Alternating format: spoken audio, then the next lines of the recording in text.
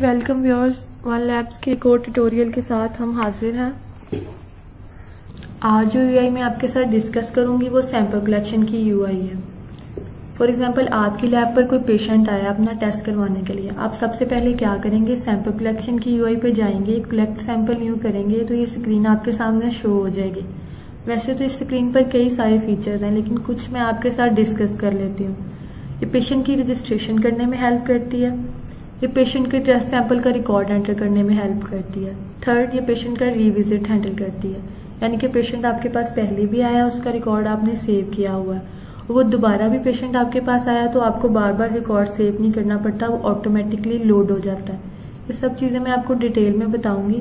पहले मैं आपको बता दूं कि आपकी लैब पर अगर कोई पेशेंट आया है तो आप कलेक्शन सेंटर सेलेक्ट कर लेंगे जिस कलेक्शन सेंटर में वो सैंपल कलेक्ट करवाने के लिए आया है। उसके बाद अगर आपका पेशेंट न्यू है तो आप यहाँ पर सारा डाटा एंटर कर लेंगे। आप देखें कि इन फील्ड के साथ स्टैरिक लगा हुआ है, इसका मतलब कि ये मैंडेटरी फील्ड्स हैं।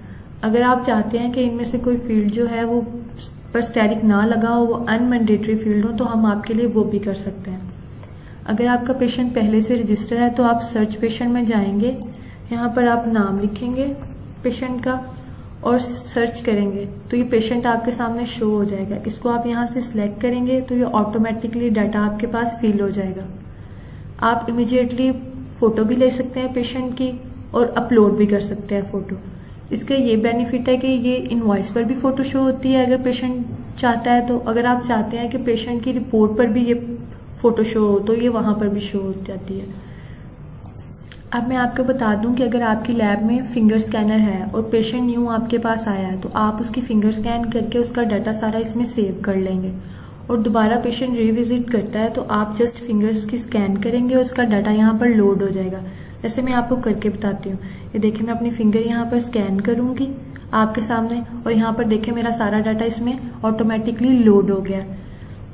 ऑलवेज सेंड एसएमएस पे क्लिक करेंगे पेशेंट के, पेशेंट न्यू है, उसने इस पे चेक बॉक्स पे क्लिक करवाया है तो जब भी वो दोबारा रिविजिट करेगा तो उसको ऑटोमेटिकली ईमेल भी सेंड हो जाएगी, एसएमएस भी और व्हाट्सएप भी, उससे हर दफा कहना नहीं पड़ेगा आपको। उसके बाद आप ये देखें कि अगर आप कोई कोविड का टेस्ट है या उससे रिलेटेड जिनमें फ्लाइट डिटेल्स की जरूरत होती है तो आप इस बॉक्स पे क्लिक करेंगे तो आप यहाँ पर फ्लाइट की डिटेल भी एंटर कर सकते हैं।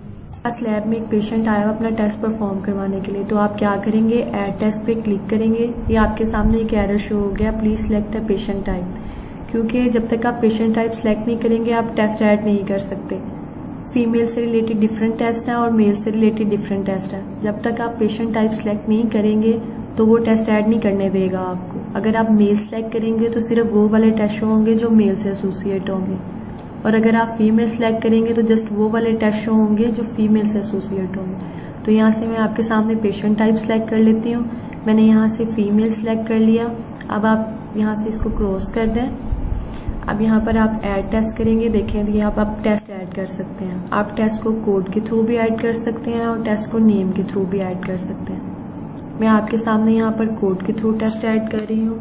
ये मैंने एक कोड टाइप किया है यहाँ पर, ये देखें आपके सामने एक टेस्ट ऐड हो जाएगा। आपके सामने एक टेस्ट ऐड हो गया, इसमें कैटेगरी भी मेंशन है, टेस्ट का नेम भी मेंशन है, स्पेसिमन भी मेंशन है और स्पेसिमन कलेक्शन टाइप भी कि आपके पास ये सैंपल लैब में लाया गया है, ब्रॉट टू लैब है या आपने सैंपल लैब में लिया है, टेकन इन लैब है।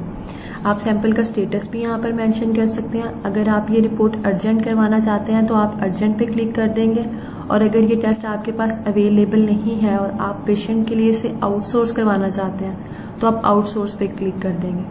और अगर ये तमाम इन्फॉर्मेशन आपने ऐड कर लिया, आप सैंपल रिसीव पे क्लिक करेंगे, इट्स मीन कि आपको सैंपल रिसीव हो गया। आप मल्टीपल टेस्ट भी यहाँ से ऐड कर सकते हैं, जितने चाहें आप टेस्ट यहाँ से ऐड कर सकते हैं। और अगर कोई टेस्ट आपसे गलती से ऐड हो गया तो आप इसे यहाँ से क्रॉस करके खत्म भी कर सकते हैं। अब मैं आपको पेमेंट का बता देती हूँ। हमारे पास दो तरह के मेथड होते हैं पेमेंट के, एक लाइन लेवल मेथड होता है और एक ग्रुप लेवल होता है। अगर आप अपनी लैब को लाइन लेवल पे करवाना चाहते हैं तो हम आपके लिए वो भी कर सकते हैं और अगर ग्रुप लेवल पे करवाना चाहते हैं तो हम आपके लिए वो भी कर सकते हैं।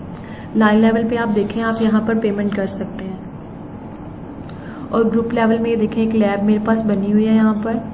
अब हमने एक यहाँ पर भी एक टेस्ट लिया है तो ये देखिए यहाँ पर वो बॉक्स नहीं है जिसके अंदर हम पेमेंट कर सकते हैं। हम इसे क्या करेंगे, हम यहाँ पर ग्रुप लेवल में पेमेंट कर सकते हैं। अब मैं आपको बता दूं कि आप डिस्काउंट अमाउंट यहाँ से भी लाइन लेवल पे कर सकते हैं। और ये देखिए यहाँ पर डिस्काउंट अमाउंट अगर ग्रुप लेवल पे लैब होगी तो आप परसेंटेज में भी कर सकते हैं, यहाँ पर पे कर सकते हैं और अमाउंट पे भी पे कर सकते हैं। आप डॉक्टर का शेयर भी बता सकते हैं यहाँ पर कि कितना शेयर आप डॉक्टर को देना चाहते हैं, और डिस्काउंट की ऑप्शंस भी बना सकते हैं कि आपने किस वजह से डिस्काउंट दिया, ताकि आपको नेक्स्ट भी याद रहे कि आपने इस पेशेंट को डिस्काउंट दिया था तो किस वजह से दिया था।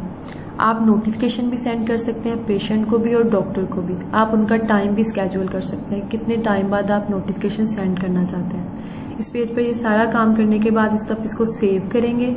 जब सैंपल आपका सेव हो जाएगा तो वो सैंपल्स की लिस्टिंग में चला जाएगा। मैं आपको दिखाती हूँ, ये देखेंगे सैंपल की लिस्टिंग आपके सामने शो हो जाएगी। आप यहाँ से ओपन करके इसको मॉडिफाई भी कर सकते हैं और इसमें किसी किस्म का चेंज भी कर सकते हैं। ये देखिए सारी आपके सामने इन्फॉर्मेशन है, आप चाहे तो इसको यहाँ पर चेंज भी कर सकते हैं, किसी भी टाइप की इन्फॉर्मेशन ऐड कर सकते हैं आप यहाँ से सेव करके सेव एंड प्रिंट इनवॉइस भी कर सकते हैं। देखिए हम सेव एंड प्रिंट इनवॉइस करेंगे तो एक इनवॉइस हमारे सामने शो हो जाएगी। पेशेंट अगर चाहे तो वो ऑनलाइन QR कोड के थ्रू भी अपनी रिपोर्ट स्कैन कर सकता है, और ये इनवॉइस के ऊपर नंबर प्रिंट होता है, पेशेंट नंबर और TR नंबर, इसके थ्रू भी वो अपनी रिपोर्ट देख सकता है। वो क्या करेगा, लॉगिन स्क्रीन पर जाएगा और पेशेंट नंबर एंटर करेगा और TR नंबर एंटर करेगा, तो वहां पर इसको अपनी टेस्ट रिजल्ट रिपोर्ट शो हो जाएगी। वो आप चाहें तो A4 के थ्रू भी प्रिंट ले सकते हैं इनवॉइस का, A5 के थ्रू भी ले सकते हैं और थर्मल के थ्रू भी ले सकते हैं। और अगर आप चाहते हैं कि एक इनवॉइस की कॉपी लैब को दें और एक पेशेंट को दें, तो आप प्रिंट इनवॉइस पर क्लिक करेंगे लैब कॉपी पर, तो एक आप लैब के लिए कॉपी ले सकते हैं और एक आप पेशेंट को दे सकते हैं।